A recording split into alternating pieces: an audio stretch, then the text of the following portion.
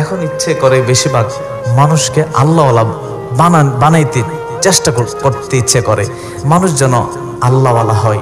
মানুষের এই যে ভিতরটা, সিনার ভিতরে এই ভিতরটা যেন আল্লাহর জন্য পুড়ে, হৃদয়টা যেন জ্বলে, মদিনার নবীর জন্য যেন হৃদয়টা জ্বলে, দেওয়ানা হয়ে থাকে। আমি এমন অনেক যুবক দেখেছি, আজকের মাহফিল অসংখ্য যুবকরা এরকম বহুত যুবক আমি জীবনে দেখেছি, আমার সাক্ষাৎ হয়েছে। আল্লাহ পাক আমাকে সে সুযোগ দিয়েছেন। অনেক যুবক দেখেছি আমার আল্লাহকে পাওয়ার জন্য দেওয়ানা থাকে। গত দুই দিন আগে মনে হয় পরশুদিন আমি বাড়িতে চলে আসব, একটা ছেলে, বয়স কত হবে, বয়স বাবা 18 থেকে 19 হবে, বড় জোর 18 থেকে 19 বছরের যুবক। খেয়াল করেন কথাগুলি, 18 থেকে 19। আমি চাই একটা মানুষ আল্লাহর ওলি হোক, যুবক একজন যেন পরবর্তীতে আমাকে ফোন করে বলো, হুজুর আমি পরিবর্তন হয়ে গেছি, আল্লাহ ছাড়া আমার আর কিছু ভালো লাগে না, আমার আল্লাহ ছাড়া আমার আর প্রেম করতে কারোর সাথে ইচ্ছে করে না। এরকম একটা যুবক আজকের মাহফিলে চাই আমি, এমন একজন বুড়া বাবা আমি চাই। আর এর বেশি দরকার নাই বাবারে। হীরার টুকরা কম হয়, দামি হয় অনেক বেশি। হীরার টুকরা কম হয়, দামি হয় অনেক বেশি। হীরার টুকরাটা আপনি হন, যুবক তুমি হও। প্রত্যেকে মনে করে যেন ওই হীরার টুকরাটা আমি হব। 18 বছরের যুবক, 19 বছরের যুবক আমার ইউনিভার্সিটিতে আগের দিনই ফোন দিয়েছিল, হুজুর একটু আসতে চাই, কখন আসবো? আচ্ছা ঠিক আছে, কালকে আসো, আমি 10টা থেকে 11টায় ক্যাম্পাসে থাকবো, আইসো, এরপর আমি চলে যাব। সে 10টায় এসে হাজির, আমি তখনও নাস্তা করি নাই, এসে হাজির। এসে বলতেছে, আসছে আমার বাসার নিচে, এত সকালে চলে আসছো, 10টায় চলে আসছো? দেখি তার চোখগুলি লাল। চোখগুলি কি, বয়স তার 18-19, চোখগুলি তার লাল। জিজ্ঞেস করলাম, আসছো, আসো বসো। আমি নাস্তা করি নাই, তো ভাবলাম যে একসাথে নাস্তা করি। নাস্তার টেবিলে বসলাম, বসে এবার বললাম যে বলো কি জন্য আসছো? বাবা কোনো আলেম না, সে মাদ্রাসা পড়ুয়া কোনো লোক না, সে স্কুলে পড়ে, বয়সও বেশি না, 18 বছরের ছেলে, কিশোর ছেলে, যুবকও হয় না এখনো, কিশোর ছেলে, তার চোখগুলি লাল হয়ে আছে। সে আমাকে বললে, হুজুর, সে এই কথাটা বলতেছে, তার চোখ দিয়ে পানি পড়তেছে, বলতেছে, হুজুর আমি আল্লাহকে পেতে চাই, তার এই কথাটা শুনে আমার ওই সময় কেমন জানি হৃদয়টা চিৎকার মেরেছে একটা ভিতরে। আমি মনে মনে ভাবলাম যে তোমার এই কথাটা শুনে আমার আল্লাহ না জানি কত খুশি হয়েছে। তুমি কালকে আমাকে ফোন দিছো যে হুজুর আপনার সাথে দেখা করতে চাই, শুধু এই কথাটা বলার জন্য, আল্লাহ পাওয়ার জন্য তোমার ভিতরটা এত দেওয়ানা হয়ে গেছে। দেখি তার চোখ যে লাল, ওইটা মানে হচ্ছে যে 1-2 দিন মনে হয় কান্না ছাড়া আর কোনো সময় পার করে নাই। সে সারাক্ষণ হয়তো কাঁদছে বিদায় তার চোখগুলি লাল হয়ে গেছে। 18 বছরের যুবক, আমি তো এত বছর হয়ে গেছে, এখনো তো আমি আল্লাহ পাওয়ার জন্য এইভাবে কাঁদতে পারি নাই। আমি এত বছর আমার হয়ে গেছে, আমার 40 ছুঁই, এখনো তো আমি আল্লাহকে পাওয়ার জন্য এরকম ভাবে দেওয়ানা হতে পারি নাই। অথচ সে 18 বছর, স্কুলের ছেলে, মাদ্রাসায় পড়ে নাই, স্কুলের ছেলে আমার কাছে এসে বলে, হুজুর আমি আল্লাহ পেতে চাই। কথাটা বলার সাথে সাথে 2টা কথা মনে হইলো আমার। একটা হইলো নিজের প্রতি অবহেলা, আমার মনে হইলো আমি তো তার মতোই হতে পারি নাই, তার মতো আশেক আমি হতে পারি নাই। আরেকটা নিজের প্রতি নিজের ঘৃণা আসলো একটা, যে আমি করলামটা কি? আমি মানুষের সামনে আলেম সেজে বসে গেছি, আমি মানুষের সামনে পীরজাদা সেজে বসে গেছি, আমি মানুষের সামনে বিশ্ববিদ্যালয়ের শিক্ষক সেজে বসে আছি, গোটা বাংলাদেশ বিশ্ববিদ্যালয়ের শিক্ষক হিসেবে সম্মান করে। বাবা, মানুষের সামনে আমি ভালো ছাত্র, ভালো কিছু এটা সেটা বসে গেছে, কিন্তু তার মতো এরকম আল্লাহ প্রেমে পুরা হৃদয় আমার নাই। নিজের প্রতি নিজের ঘৃণা আসলো। নাম্বার 2, আমার আল্লাহ না জানি তার প্রতি কত খুশি। 18 বছরের একটা ছেলে, সিগারেট খাওয়ার কথা, বন্ধু বান্ধব নিয়ে আড্ডা দেওয়ার কথা, বাজারে বন্দরে ঘোরাফেরার কথা, কক্সবাজার যাওয়ার কথা, বন্ধু বান্ধব নিয়ে ঘুরে আড্ডা দিয়ে সময় পার করার কথা, সেটি না করে সে কাঁদতে কাঁদতে এসে বলে, হুজুর আমি আল্লাহ পাইতে চাই, আমি আল্লাহ কেমনে পাবো আপনি আমাকে একটু বলে দেন। ওরে বললাম নাস্তা করো। নাস্তা করতে করতে আমি কিছুক্ষণ পর ওর দিকে তাকাই, দেখি সে কাঁদতেছে, সারাক্ষণ কাঁদতেছে। আমি নাস্তা করলাম, তারও নাস্তা করাইলাম, সে নাস্তা করলো, 2জন নাস্তা করে প্রায় ঘন্টাখানেক হয়ে গেল। ঘন্টাখানেক কথা বলতে বলতে আমি এখন আমার ইউনিভার্সিটি ডিপার্টমেন্টে যাব, টাইম হয়ে গেছে। ওরে বললাম যে ইউনিভার্সিটি ডিপার্টমেন্টে যাব, বিভাগে যাব, তুমি তাহলে আরেকদিন আইসো। বললাম যে ঠিক আছে হুজুর, তাহলে আরেকদিন দেখা হবে। তো ও আমার সাথে সাথে হাঁটতে হাঁটতে ডিপার্টমেন্ট পর্যন্ত গিয়েছে। ডিপার্টমেন্টে আমি উঠে গেছি, ওরে মরাইটারে বিদায় দিয়ে দিচ্ছে। আচ্ছা ঠিক আছে, পরে দেখা হবে ইনশাল্লাহ। সে তখন কাঁদতেছে, ঠিক আছে তোমার সাথে আমি আবার এসে দেখা হবে। ওর বিদায় দিয়ে দিচ্ছি। বলছি কোন দিকে যাবো? বলো হুজুর শাহবাগ দিয়ে যাবো। ঠিক আছে শাহবাগ দিয়ে যাও। দিয়ে আমি ডিপার্টমেন্টে চলে গেছি। ডিপার্টমেন্টে গিয়ে আমি আমার কাজ টাজ যা আছে সব কিছু করতে প্রায় 40 মিনিটের মতো লাগছে। 40-45 মিনিট পরে আমি নিচে নামছি। নিচে নামা দেখি সে এখনো পর্যন্ত ওই গেটের সামনে দাঁড়ায় আছে। কি ব্যাপার, তুমি এখনো যাও নাই? এখনো যাও নাই তুমি? তোমাদের বিদায় দিয়ে দিচ্ছি কত আগে। হুজুর আপনাকে ছাইরা যেতে মন চাইতেছে না আমার। হুজুর আপনাকে ছাইরা যেতে আমার মন চাইতেছে না।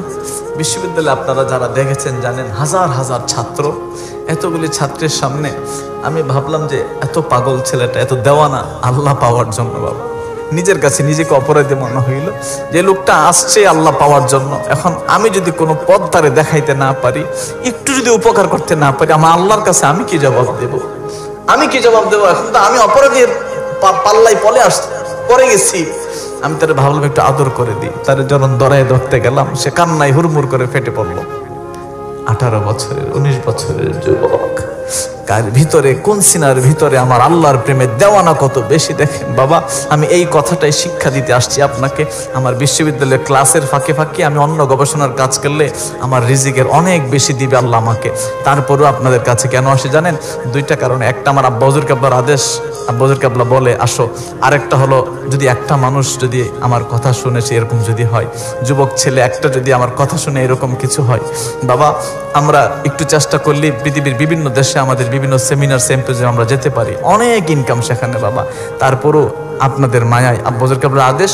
আর একটা যুবক ছেলে যদি এরকম হয়, একটা যুবক ছেলে যদি আমার কথায় প্ররোচিত হয়ে, আমার কথায় প্রভাবিত হয়ে সে যদি একবার আল্লাহর জন্য চোখের পানি ফেলে, এর থেকে দামি কিছু আমার জন্য আর হতে পারে না। বাবারে আমি আপনাদেরকে একটা জিনিস শিখাইতে চাচ্ছি এখানে। আল্লাহকে বন্ধু মনে করেন, বন্ধু, যে আমার বন্ধু আল্লাহ, আর কেউ রাজি আছেন না আপনারা? ওয়াজ শুনে বাড়ি যাবেন, ওয়াজ শেষ এরকম যেন না হয় বাবা। মনে রাখবেন সারা জীবন মনে রাখবেন। থাকি না থাকি, আপনি থাকেন না থাকেন, কত মুরব্বী পানিশ্বরের গ্রামে ছোটবেলা থেকে দেখছি, অনেক মুরব্বী নাই বাবা, অনেক মুরব্বী ইন্তেকাল করেছে। আপনারও মুরব্বী, আমার বাবার বয়সী, আমার দাদার বয়সী, আমার দাদার ছাত্র আছেন অনেক এখানে। আমি চাই আপনিও আমার আল্লাহ মায়ায় যেন রাতে, গভীর রাতে কান্দেন, আল্লাহকে বন্ধু মনে করেন। আমার সবচেয়ে কাছের বন্ধু আমার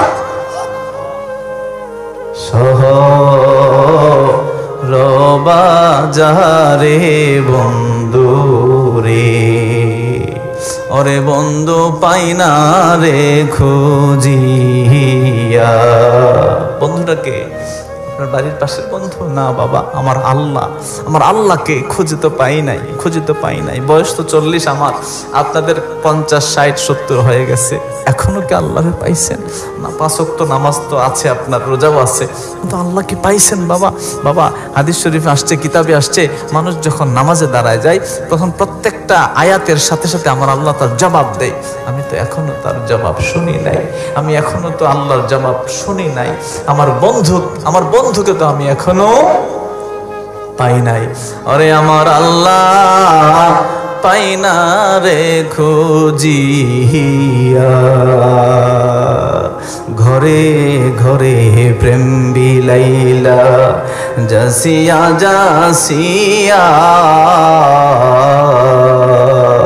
কত মানুষকে তুমি ওলি বানাইলা, একজনকে আব্দুল কাদের জিলানি বানাইলা, একজনকে মঈনুদ্দিন চিশতি বানাইলা, একজনকে শাহজালাল শাহপরান বানাইলা, একজনকে আব্দুল মান্নান কারি বানাইলা। আমার সাথে কি তোমার সেই প্রেম আছে? আমার সাথে মনে হয় তোমার সেই প্রেম নাই। কত মানুষকে তুমি প্রেমিক বানাইলা, কত মানুষের সাথে তোমার এইরকম প্রেমের কানেকশন ছিল, আমার সাথে তো এখনো হয় নাই। আল্লাহ আমারে দিবানি, আমার তোমার প্রেমের কানেকশন আমার সাথে হবেনি আল্লাহ। ঘরে ঘরে প্রেম বিলাইলা জাসিয়া,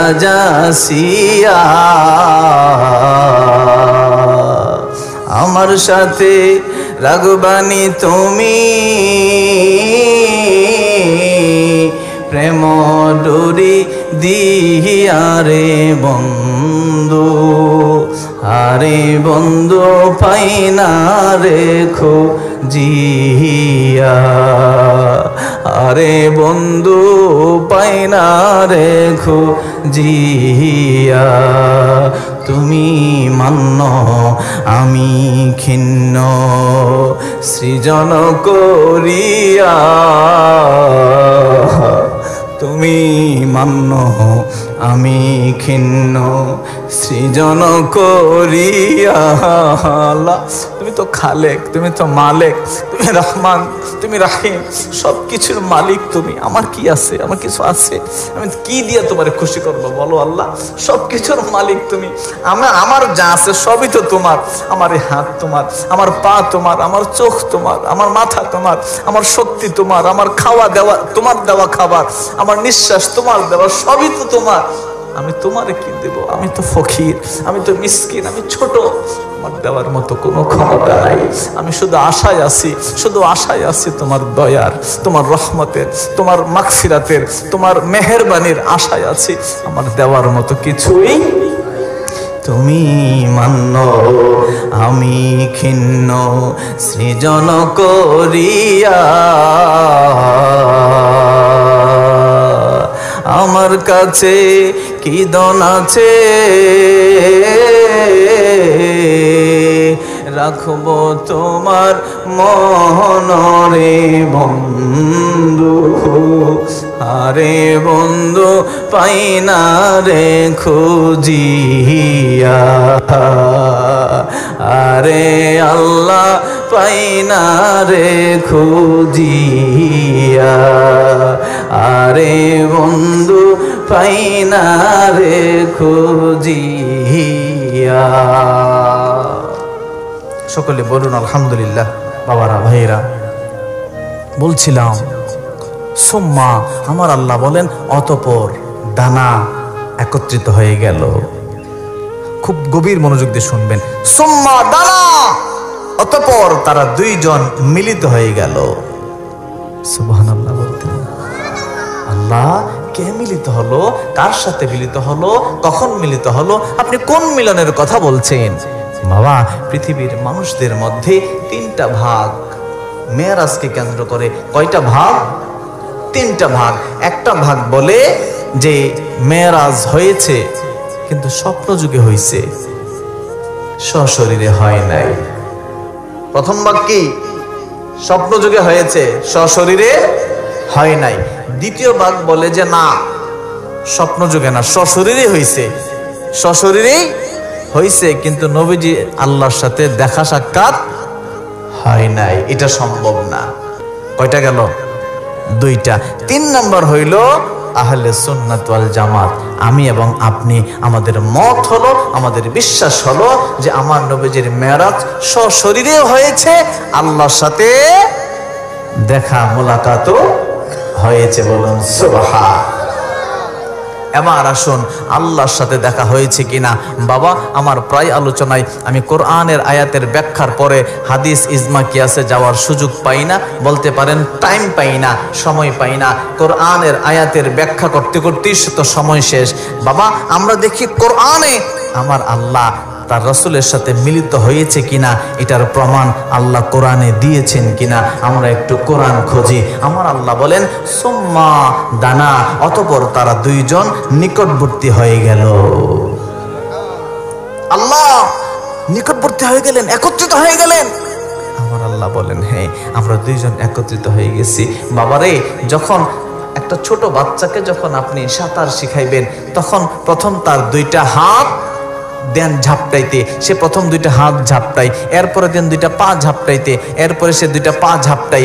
যখন দুইটা হাত দুইটা পা ঝাপটানো শেষ হয়ে যায়, তখন তারা বলেন চার হাত পা ঝাপটাও। যখন সে চার হাত পা ঝাপটানি শিখে যায়, তখন তারা আস্তে করে আপনি পানিতে ছেড়ে দেন। ডুবার আর সম্ভাবনা নাই, প্রথমেই পানিতে ছাড়তে পারবেন না। বাবা, আমার আল্লাহ এই কৌশল এই আয়াতের মধ্যে অ্যাপ্লাই করেছেন। এই আয়াতের মধ্যে প্রথমেই বান্দাকে পানির মধ্যে ছেড়ে দেন নাই, বরং প্রথমে সাঁতার শিখাচ্ছেন। কেমনে শিখাচ্ছেন? আসুন, আমার কথা শুনলে পরিষ্কার হয়ে যাবে। আমার আল্লাহ বলেন সুম্মা দানা, অতঃপর আমরা দুইজন নিকটবর্তী কাছাকাছি হয়ে গেলাম। বলুন সুবহান আল্লাহ। আপনারা দুইজন কাছাকাছি হয়ে গেলেন, নিকটবর্তী হয়ে গেলেন। কত নিকটবর্তী। আমার আল্লাহ বলেন এর পরের শব্দ তাকাও, এর পরের শব্দ দেখো, এর পরের শব্দে আমি বলে দিয়েছি কত নিকটবর্তী। সুম্মা দানা ফাতাদাল্লা, সুম্মা দানা অতঃপর আমরা কাছাকাছি হইলাম, ফাতাদাল্লা আমরা আরো নিকটবর্তী হয়ে একজনের সাথে আরেকজনের দেখা হয়ে গেল, আমরা আরো নিকটবর্তী হলাম। আচ্ছা বাবা, আল্লাহ তো একটা কথা একবার বললেই হয়, হয় কি হয় না? আল্লাহ আপনি যদি একবার বলেন তাহলে তো সেটাই আমাদের জন্য মানা ফরজ হয়ে যায়, তো আপনি একই কথা দ্বিতীয়বার কেন বললেন? আমার আল্লাহ বলেন যখন যখন সরদার, যখন মালিক যখন তার গোলামকে, তার বান্দাকে এক কথা দ্বিতীয়বার বলে, মানে হলো এটার গুরুত্ব বেশি, মানে হলো এটার মর্যাদা বেশি, মানে হলো এটা কান দিয়ে ভালো করে শুনো, ভুল করা যাবে না, ভুল করা যাবে না। কেন? ভুল করলে ইমানের প্রশ্ন, ভুল করলে জীবনের সমস্ত আমল ধ্বংস হয়ে যাবে। সুতরাং ভুল করা যাবে না, ভালো করে শুনো, ভালো করে বুঝো। কি বুঝবো? প্রথম বলেছি সুম্মা দানা, আমরা একত্রিত হলাম, তারপরে একই কথা আবার বলেছি অন্য শব্দ দিয়ে, ফাতাদাল্লা আমরা আরো নিকটবর্তী হলাম। বলুন সুবহান। আপনি একবার বললেই যথেষ্ট, আমার আল্লাহ বলেন একবার বললেই যথেষ্ট, কিন্তু আমি দ্বিতীয়বার আবার বলে এটার গুরুত্ব বেশি বাড়িয়ে দিয়েছি, সুতরাং মানা ছাড়া তোমার আর উপায় নাই। আল্লাহ ঠিক আছে, আপনি যখন দুইবার বললেন আমরা মেনে নিয়েছি, নবীজির সাথে আপনার মুলাকাত হয়েছে, দেখা হয়েছে, সাক্ষাৎ হয়েছে। আমার আল্লাহ বলেন না, এখনই বোঝার শেষ করার বিষয় না, আমি আল্লাহ ক্ষান্ত হই নাই, আরো কিছু বলার আছে আমার হাবিবের সাথে আমার দেখার বিষয়টি। বলুন সুবহান। কেন আল্লাহ আরো বলবেন? কেন? আমার আল্লাহ বলবেন কেন জানো না? কেন জানো না? কারণ মুসা নবী আমাকে বলেছিল রাব্বি আরনি, আল্লাহ আমি আপনাকে দেখতে চাই, আমার বড় স্বাদ আপনাকে দেখার। আমি আল্লাহ কি বলেছিলাম তোমার খেয়াল নাই, তোমার মনে নাই? আমি বলেছিলাম লান তারানি, মুসা রে দেখতে পারবা না। মুসা এমন একজন নবী ছিলেন যিনি রাগ করলে মাথায় আগুন ধরে যেত। রাগ করলে কি হইতো? মাথায় টুপিতে আগুন ধরে যেত। সুবহান। ওনার টুপিতে অথবা পাগড়িতে উনি যখন রেগে যেতেন, টুপি থাকলে টুপিতে আগুন ধরতো, পাগড়ি থাকলে পাগড়িতে আগুন ধরে যেত। এমন জলিল কদর নবী মুসা নবী। সেই মুসা নবী আল্লাহর কাছে সব আবদার করেছে, আল্লাহ আমার বড় স্বাদ আপনাকে দেখে। আমার আল্লাহ বলেন না, এটা হবে না, দেখানো যাবে না।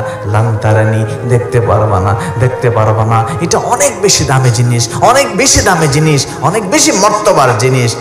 আমার আল্লাহ বলেন জিব্রাইল দেখো 1 লক্ষ মতান্তরে 2,24,000 নবী রাসূলদেরকে আমি কিন্তু এইভাবে দেখা দেই নাই। মুসা নবী চাইছে, তারপরও আমি মানা করেছি। আমি 70,000 পর্দার ভিতর থেকে জাররা পরিমাণ যখন আমি ঝলক মারলাম, জাররা পরিমাণ ঝলক যখন চলে আসলো, মুসা বেহুশ, তুর পাহাড় জলে পড়ে ছারখার। এত সহজ না তো, এটা সহজ না। আপনি সূর্যের দিকে তাকান তো দেখি 5 মিনিট, পারেননি? পারবেন? সূর্য তো দূরে, আমি তো এই লাইটটার দিকে তাকাইতে পারতেছি না, এই ক্যামেরার লাইটটার দিকে তো তাকাইতে পারতেছি না আমি। বাবা কেন? এটা নিতে পারি না, আমি সহ্য করতে পারি না। এটার পাওয়ার আরো বেশি, আল্লাহর জাত পাকের পাওয়ার এত বেশি, এটাকে দেখা এত সহজ না। বন্ধু আমার আল্লাহ জিব্রাইলকে বলে, জিব্রাইল যাও সাথে একজন সহকারী নাও। আল্লাহ কোন সহকারী নিব? মিকাইলের সাথে নাও। মিকাইল ফেরেশতাকে সহকারী নাও, তুমি থাকো লিডার, আর 70,000 ফেরেশতাদের বহর নিয়ে মক্কায় যাও। আল্লাহ এত মানুষ, এত ফেরেশতা নিয়ে কেন যাব? কাজ আছে, দাঁড়াও। শুধু একা যায় না, আগে জান্নাতে ঢুকো, জান্নাত থেকে একটা মার্সিডিজ বেঞ্জ দামি একটা গাড়ি নাও।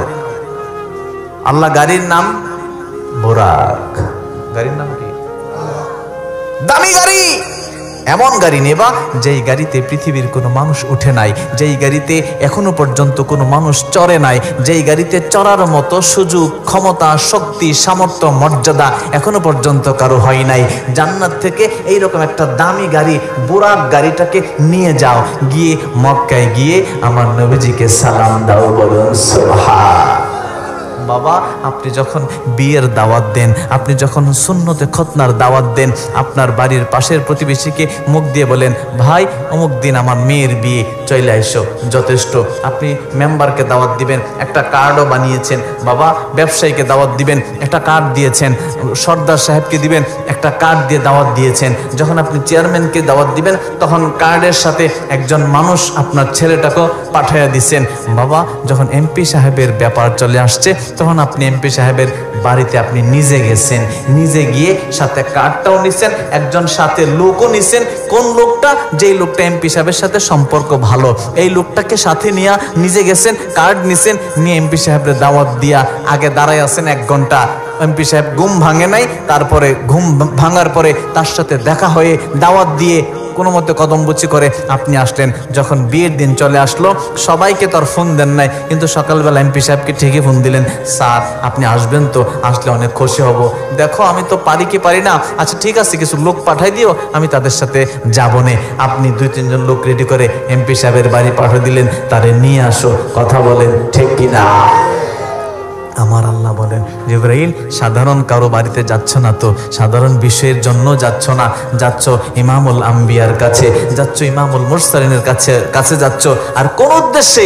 এমন এক উদ্দেশ্যে যাচ্ছ যেটি 1,02,24,000 নবী রাসূলদের কিসমতে জুটে নাই। এমনকি মুসা নবী আবদারও করছে, তারপরও হয় নাই। এমন একটা উদ্দেশ্যকে সামনে নিয়ে জিবরাইল, তুমি লিডার, তোমার সহকারী হচ্ছে মিকাইল, আর 70,000 ফেরেশতা নিয়ে আমার নবীজিকে মারহাবা ইয়া রাসূলুল্লাহ, মারহাবা ইয়া হাবিবাল্লাহ বলে আমার বাড়িতে মুলাকাতের জন্য নিয়ে আসো, বলুন সুবহান।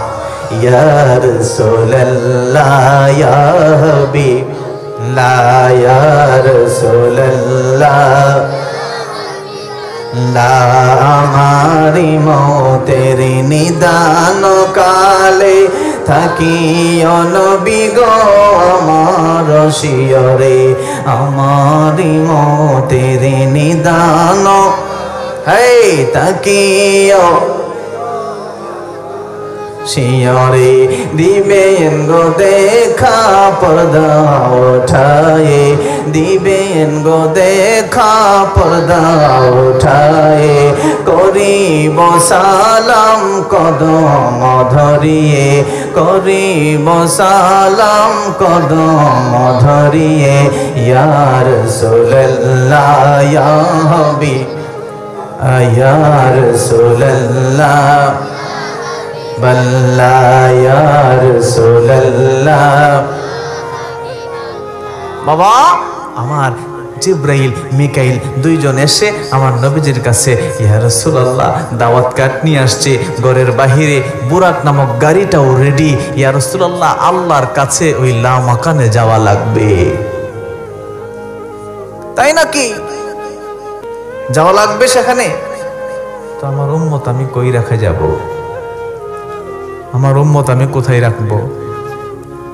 সুবহানাল্লাহ বলতেন, সুবহানাল্লাহ বলতেন না? এই জিবরাইল, আমি উম্মত কোথায় রাখবো? তো গাড়ি কই? বলে হুজুর গাড়ি এই যে গাড়ি বুরাক, তো আমি এই গাড়িতে চড়বো। হুজুর এটা অনেক দামি গাড়ি, কেউ চড়ে নাই এ পর্যন্ত এটাতে, আপনার জন্য এটা অপেক্ষা করতেছে হাজার হাজার লাখ লাখ বছর জান্নাতে, কেউ চড়ে নাই। আমার জন্য? হ্যাঁ আপনার জন্য। নবী খুশি হওয়ার তো কথা, ঠিক না? নবী বলেন, তা আমার জন্য বুরাক গাড়ি আনছো, তা আমার উম্মতের জন্য আনছো নি? সুবহানাল্লাহ। কেমন উম্মত পাগলা নবী, কেমন উম্মত পাগলা নবী! তো আমার উম্মতের গাড়ি কই, বুরাক কই? জিবরাইল তো এবার বিপদে পড়ছে। জিবরাইল বলে, তাহলে আল্লাহর কাছে একটু যাই না আসি। যাও, আল্লাহ তোমার হাবিব তো কোথায় খুশি হওয়ার কথা আসবে, উনি তো আরো জিজ্ঞেস করতেছে ওনার উম্মত রাখবে কোথায়, ওনার উম্মতের জন্য বুরাক আছে কি নাই। বলে ঠিক আছে, গিয়ে বলো বন্ধুরে, আমার বন্ধুর জন্য যাদের কলিজাটা জ্বলবে, আমার বন্ধুর জন্য যাদের কলিজাটা পুড়বে, আমার বন্ধুর জন্য যারা দেওয়ানা হয়ে থাকবে, তাদের এক একজনের জন্য একটা করে বুরাক আমি আল্লাহ দিয়ে দিলাম।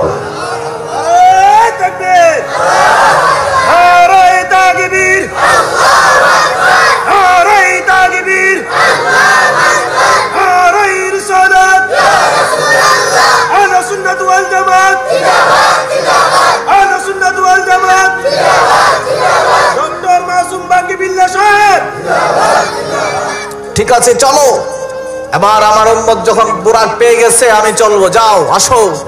বাবা ঘটনা বলবো না, ওই আসল রহস্যের দিকে আমি যাচ্ছি।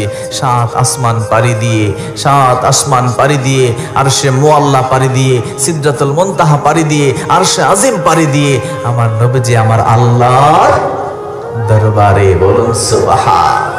আমার আল্লাহর কাছে যাওয়ার পরে আমার আল্লাহ আবার আপনাকে বলছে, আমার হাবিব আমার কাছে আসছে। তো আমার হাবিব কতটুকু আসছে জানো? জানো কতটুকু আসছে?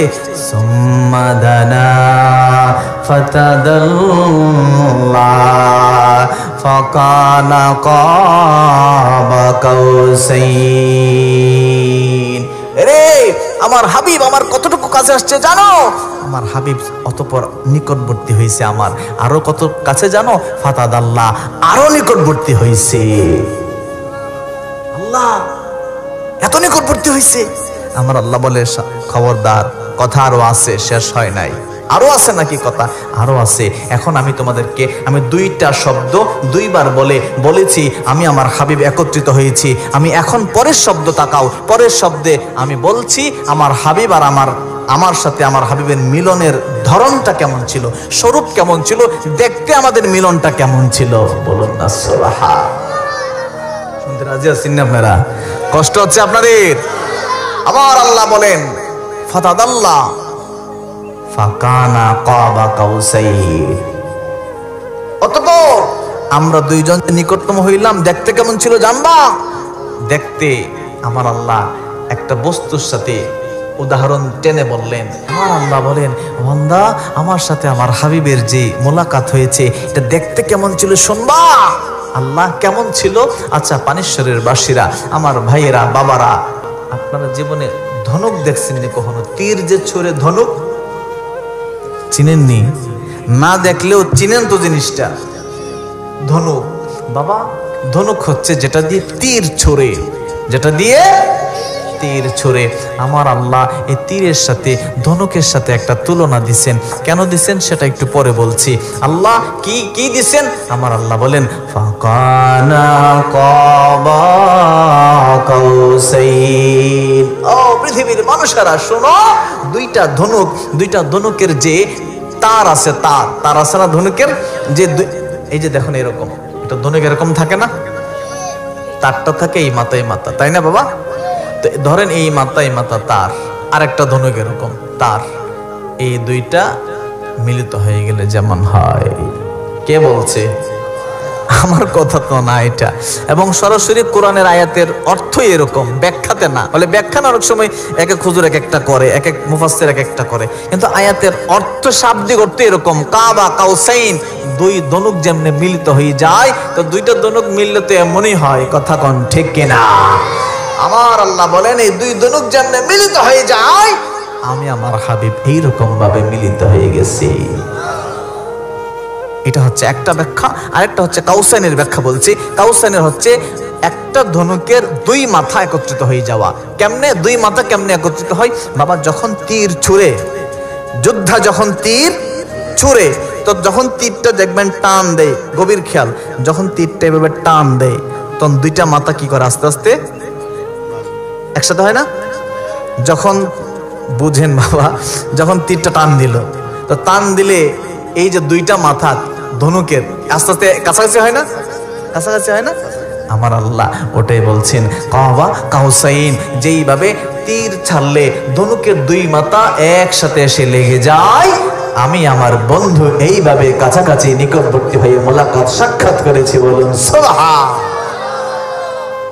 আল্লাহ আপনি দুনিয়ার এত জিনিস থাকতে ধনুক দিয়ে কেন উদাহরণ দিলে? এত জিনিস থাকতে ধনুক দিয়ে কেন উদাহরণ দিলে? বাবা এটার আস্তে আস্তে আস্তে, বাচ্চা মানুষ, অসুবিধা নাই। আল্লাহ এত জিনিস থাকতে আপনি ধনুক দিয়ে কেন উদাহরণ দিলেন? একটু মনোযোগ দিয়ে শোনা লাগবে বাবা। ওই যে বললাম না, কিছু কথা জানাইতে চাই আপনাদেরকে। ধনুক দিয়ে কেন উদাহরণ দিলেন? এটার দুইটা ব্যাখ্যা আছে বাবা, এটা দুইটা ব্যাখ্যা আছে। মানুষকে বোঝানোর জন্য আমার আল্লাহ কোরআনকে পাঠিয়েছেন, মানুষ যেন বুঝে এই রকম ভাবে, এই মানুষ যেন বুঝতে পারে এরকম সহজ করে আমার আল্লাহ কোরআন পাঠিয়েছেন। বাবারে দুইটা ব্যাখ্যা আছে। এর মধ্যে একটা ব্যাখ্যা হইল, তখনকার সময়ে মানুষ ধনুকের সাথে পরিচিত বেশি ছিল।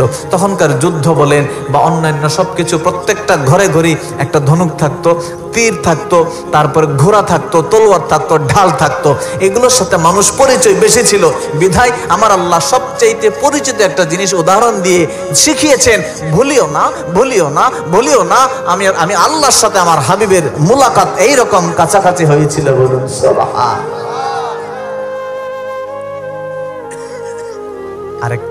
আরেকটা বলবো, অনেক সময় বলতে একটু লাগে। বাবারা, ভাইরা, আমার আল্লাহ মানুষ যেন বুঝে এইরকম ভাবে সহজ করে কোরআন নাজিল করেছেন।